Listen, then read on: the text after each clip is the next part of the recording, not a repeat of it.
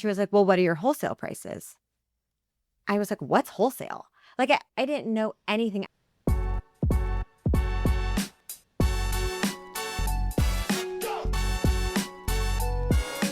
Welcome back to The Materialist. I am Mark Bridge, the founder and CEO of At Present, Matchmaker to Extraordinary Jewelry, and I am your host.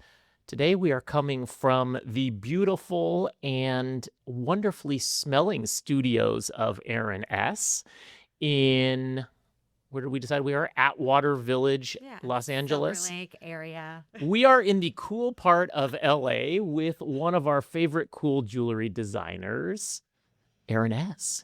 So happy to be here. Thank you for joining us.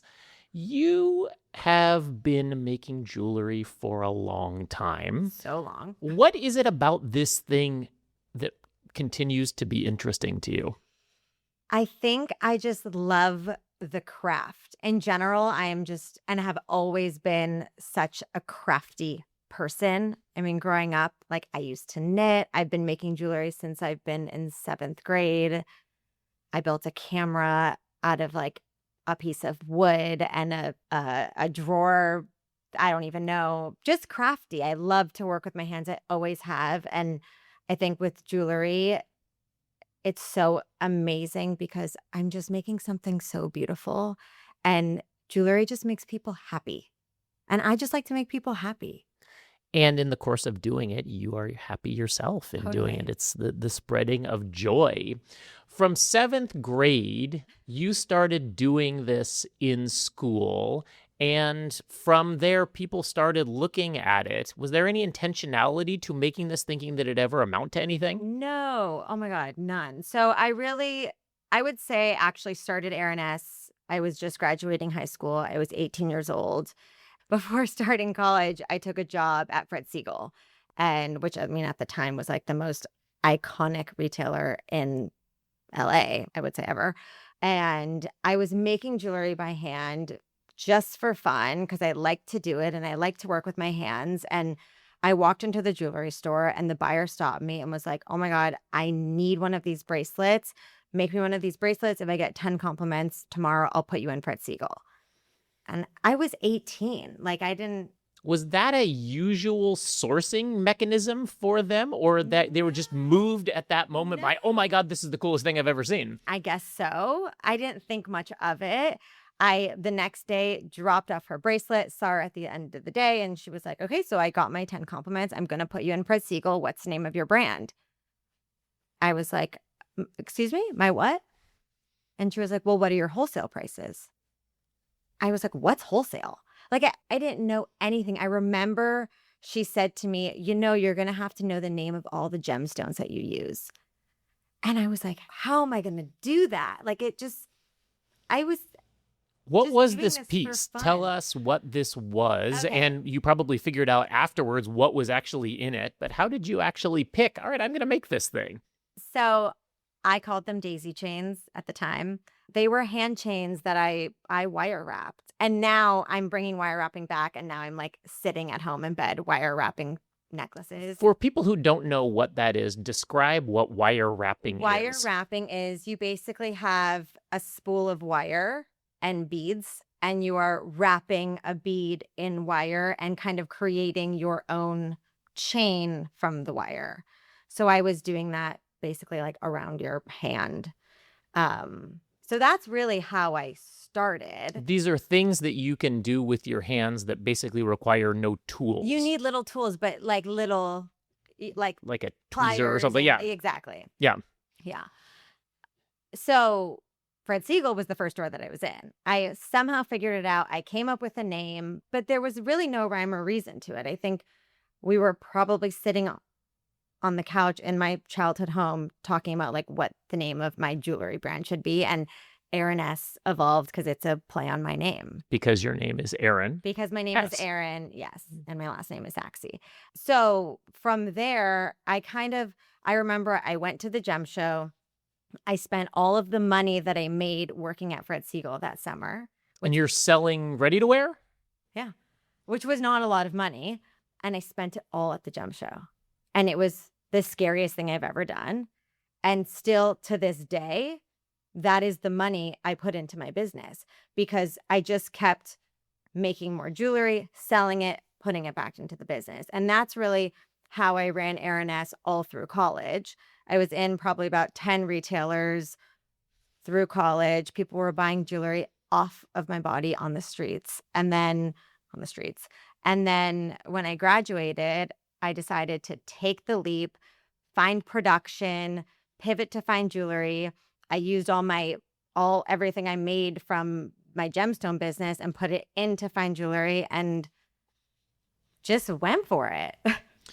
You said offhandedly, oh, yeah, and I was in 10 stores. How do you go from being 18 years old and, all right, you tripped on Fred Segal and they loved this, and then you go off to, Boston to go to college. Oh, yeah, and by the way, I also have this weird sideline where I actually have a reasonably developed. I ask because lots of people want to start jewelry businesses, and they sit down and they make something, and we still have this field of dreams fantasy that if I make something cool, the world will flock to me. And in 999,000 out of a million times, that doesn't happen. Yeah. I think it's really different now, but I think then I really was just walking into stores shopping or looking around and people would stop me. Like I was just getting stopped everywhere. And I think because it was so authentic to who I am and who I was at the time, it was such an extension of me that I think people really gravitated towards it.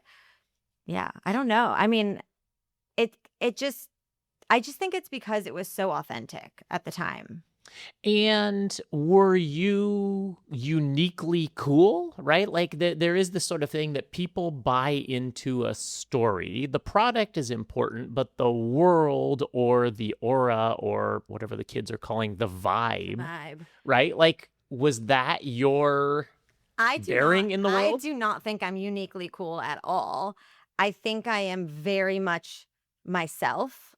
And I think even to this day, that really comes through in my collection now. Like every piece I design, I am hand sketching. I'm not trained in it. I just draw everything. And every piece, like it's all so deeply personal to me. It's like I really have to calm myself and really put my whole heart into designing a collection. I've always been that way. It's not like, oh, let me just put this together and it's a collection. Like it's either from a dream or I'm researching an era or whatever it is. It really, like, everything I do is intentional and personal and always authentic to who I am. Because if it's not, I don't think there's a point really in doing it.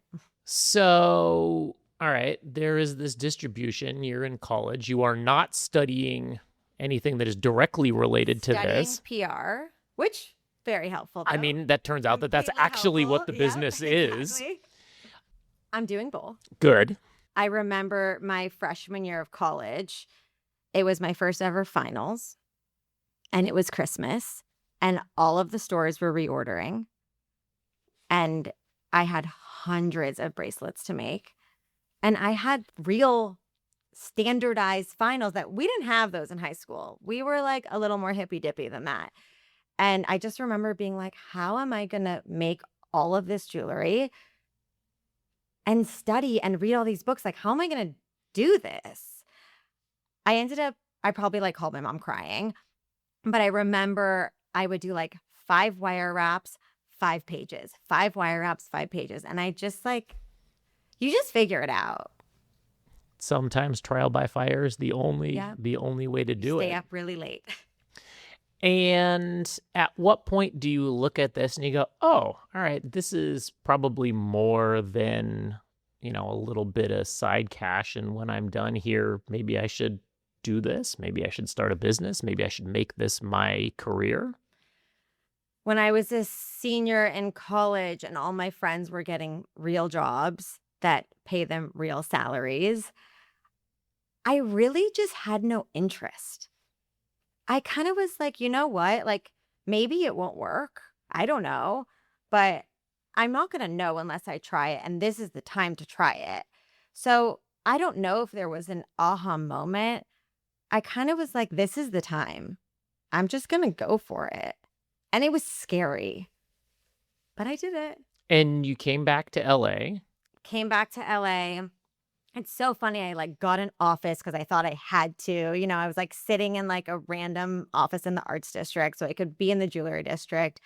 Found amazing production, which I think can make or break your business. Um, and my motto has always been slow and steady. I didn't go to business school. I am learning on the go. And I don't need to be the biggest brand in the world. I want to be my brand and I want to be authentic to who I am. And I don't need to grow 100% in one day.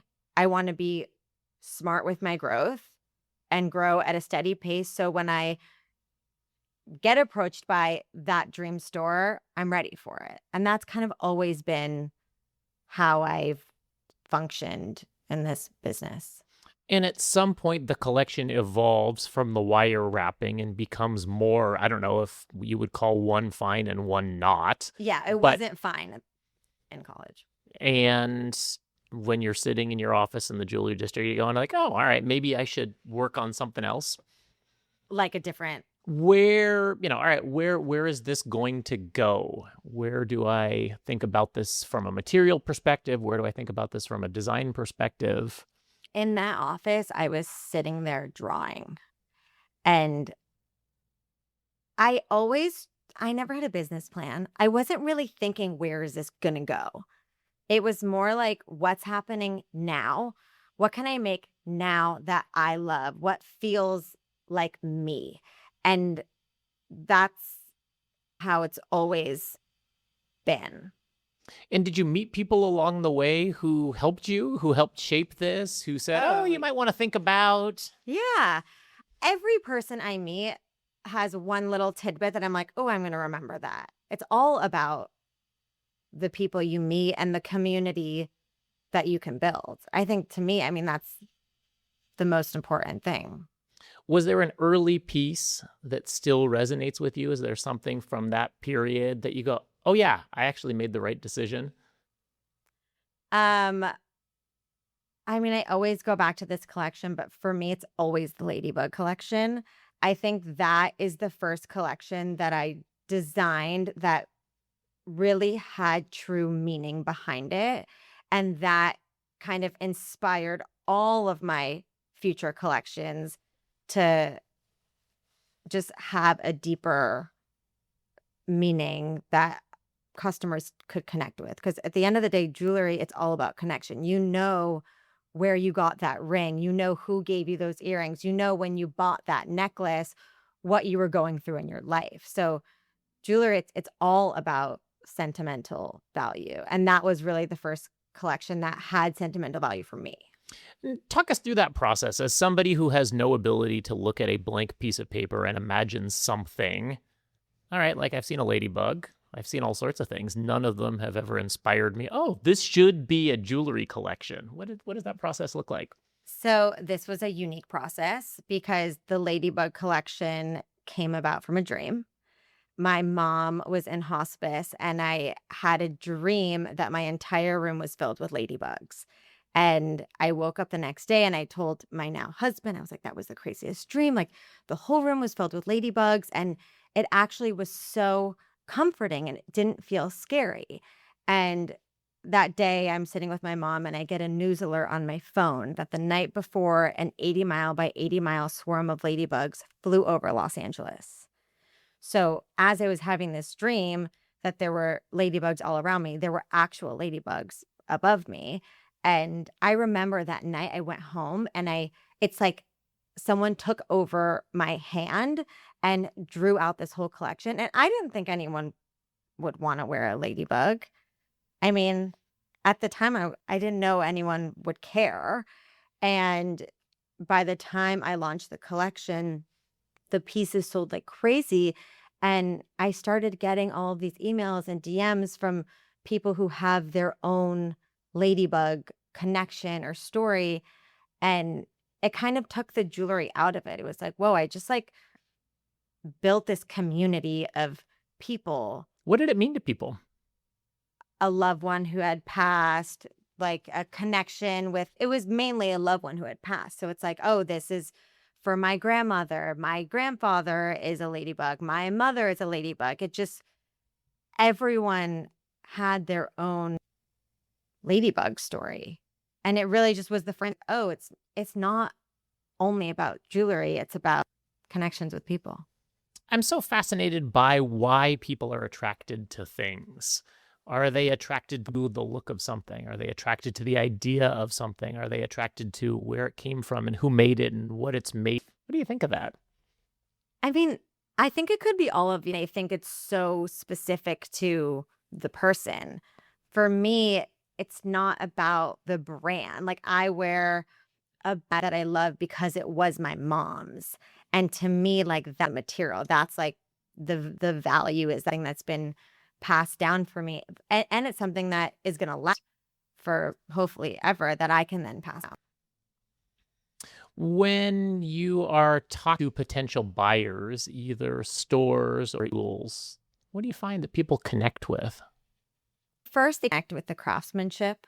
I think we have really good craftsmanship, and especially with 14 karat gold, like will last forever. So it's, in my mind, worth the investment. I think when you look at jewelry online, it's a little harder to understand it. And when you see it in person, you really understand the quality of the diamonds and the gemstones, weight and the feel. But I mean, I think after that, it's just, I think jewelry is all about feeling. I think when you're attracted to something, it's like you gravitate towards it. I think, I mean, for me, I love doing trunk shows. I love in front of the customer. I love watching them fall in love with is that created from my big brain. Your creative brain from your canvas. So how do you think about that association? Is that, all right, I put a date on the calendar, we'll sit down and create a new collection, or is it more organic than that? I have tried to do that. It does not work. Have to be in the right mindset. Usually or a theme will come to me, and then from the really just start drawing. The process takes because I'm drawing each piece. So I mean, with I literally was doing geometry. I had to like do X plus Y equals Z. I had to do that to fit all of my baguettes, different sizes, into a shape, basically. But for me, it starts with an idea and then just start sketching and then cut everything out, put it on a big board, see if it all makes sense. And you really I'm not doing this on the computer. I'm cutting it out, I'm taping it, I'm pinning board. And from there, I take us to my production. We do CADs, we do samples, and then we're off. Tell us about growing, because I know that for a lot of artists, there is a need for this is mine. I have to touch everything. At some point you said, I think I need some help with this. Mm-hmm. What is that transition like? I have learned that I don't know everything. There are people who are way better at certain things than I'm. And I think when you really understand that, after that, it's like, okay, I can let go of certain aspects of my business because I know I'm not good at it. I want to be designing. I want to be doing my marketing. I want to do the creative. And you can really grow when you have the right people team that know what they're doing. What were the parts that you said, this is something that I need help with? I would say more day to day, the operations, the bigger picture. For me, I'm thinking about the next collection. I'm about the colors I want to use and the gemstones I want to use. Am I going to draw this piece? And what's the best way to photograph the campaign look like? My brain isn't, okay, but what should the price point be? And you put this in an Excel spreadsheet. That's not my brain. I do it. I have to do it sometimes. But I mean, if I could choose, I would be just doing all day, every day. Who was the first person that you was something that scared you to give them responsibility for?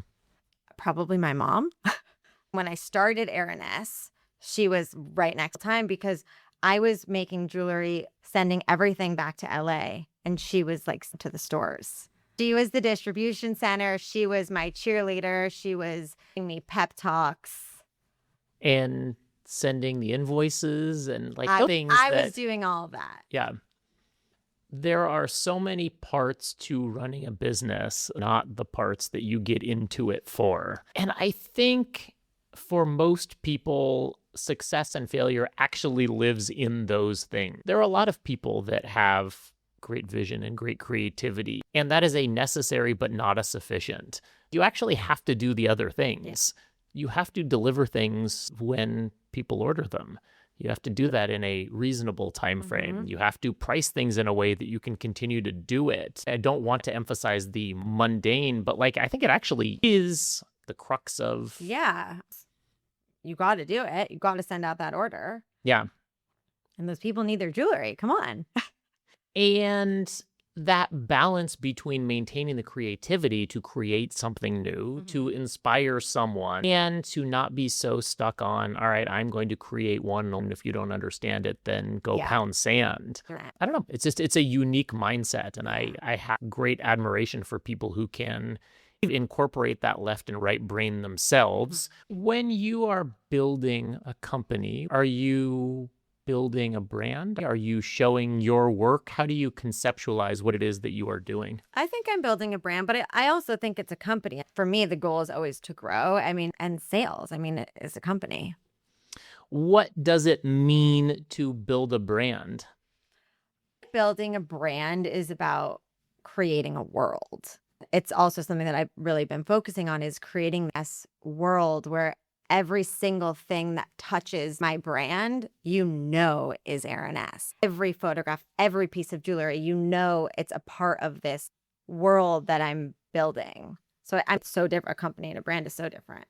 And how do you evaluate whether they're resonating? Or maybe it doesn't matter. All right, this is my world. I get to decide it. And I don't actually, it does matter. And I think that's something that I have learned recently. I think social media, Instagram, everything is so accessible. People's worlds are so accessible. I think it can make you feel like, oh, am I doing this right? Am I right? This person is doing that. And I have collections that I'll look at and be like, that's not for me. What am I doing? And I think I've realized recently that I have to be myself in every single thing that is related to the end and be authentic to myself in everything, because there's really no point. There's so many brands. There's no point to do something that someone else is doing. If the world resonates with me, I think it's a win. Well, that's interesting because that's what I was just sort of thinking about. There's lots of jewelry that exists in the world, and the world doesn't need more jewelry. Agreed. I think it needs more perspectives. And so, I don't know. I don't know where that comes from. Am I adding something to the conversation? Yeah, and I am trying to create jewelry that loves. I'm trying to create jewelry that I love. Hopefully the people that also love will come into my world. But I haven't set out to make jewelry for everyone. It's people who love happy, colorful, fun, full jewelry. Not everybody wants that. I want that, and my customer want that, but I'm not trying to be something that I'm not. Have you gotten a sense over time about success probability of something? All right, if I'm creating this, I think it's going to resonate, or does it surprise you that a ladybug collection takes off when a, I don't know, lightning bolt or something does not? No offense to the lightning bolts. I think there is no rhyme or reason to it. The pieces that I am constantly wearing are clearly the pieces I like the best, are the pieces that are selling. So I think it's really just whatever resonates with the customer, because someone could look at the butterfly collection or the sunshine collection, and that could have meaning for them, where a collection might not have meaning for them. Yeah. Have you created anything that you loved just didn't work commercially? Yeah, I'm sure. Whatever was in the melt bin from Yeah, I know. I did a big melt bin. the price of gold, and the one consolation is things get more valuable when they don't sell. It's crazy.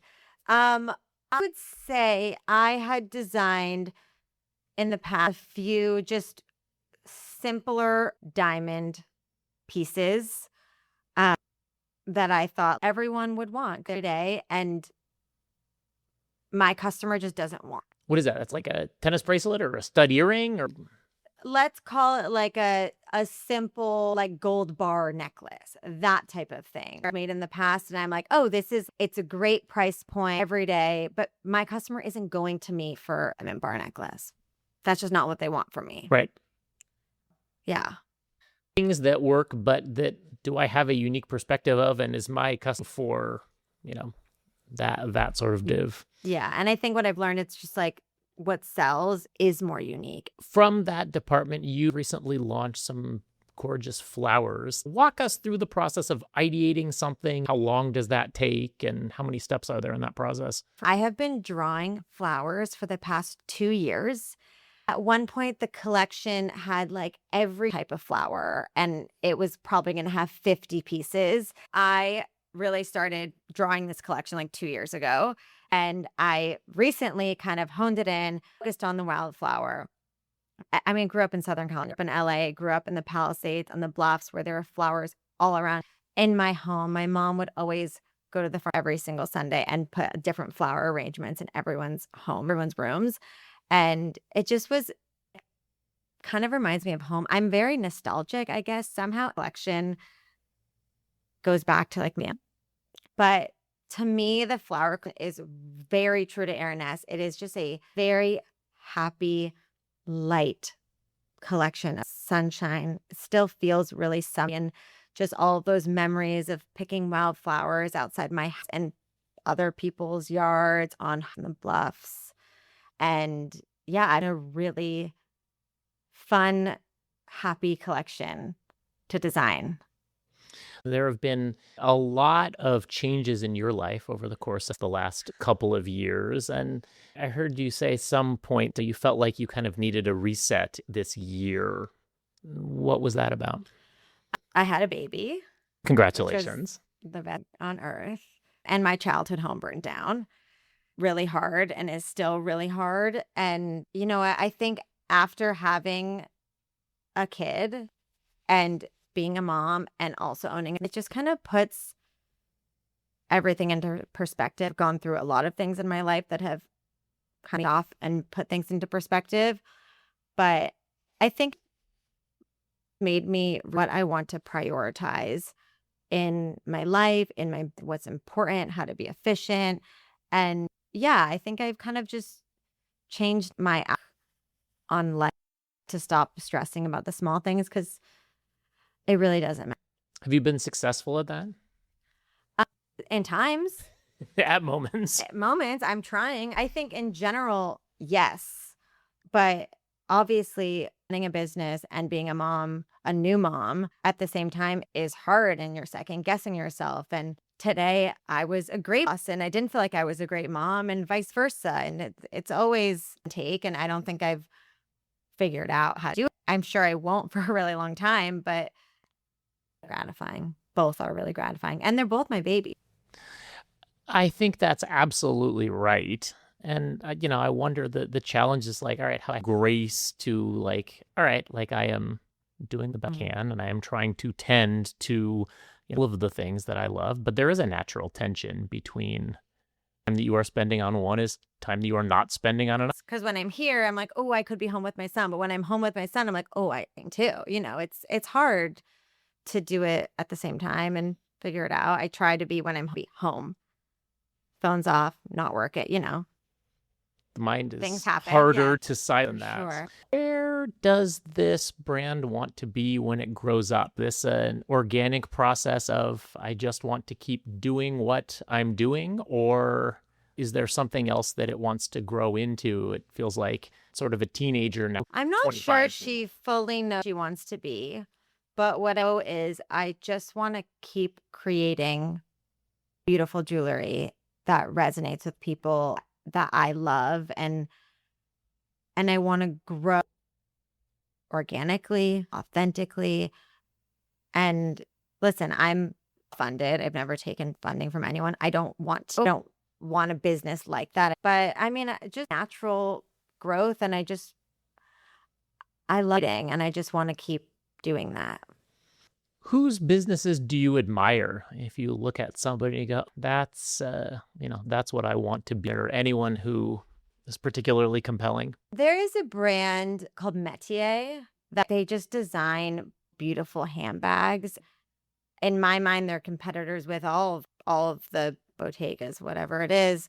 I don't know if they have that type of recognition, but they are Among the so, people who pay attention to these things, I yeah, think they do. Yeah. they are so focused on craftsmanship, and their products are so beautiful, and it's all small batch. I think there's six where they do only runs of 10, and I think that's so smart. I mean, I admire it, and it just makes it feel so special, and it is when you see those bags. I mean, they are so special, but I think the intentionality is so smart. Are there other things that exist in the world that you think deserve more attention, things that are extraordinary that don't get the credit they're due? Absolutely. There is a brand called Claudent. They're some of my friends. The SPF, UPF clothing. And somehow they have managed to make these clothes like so beautiful, and they're so well made. When you think of like clothing, like generally they're not that cute.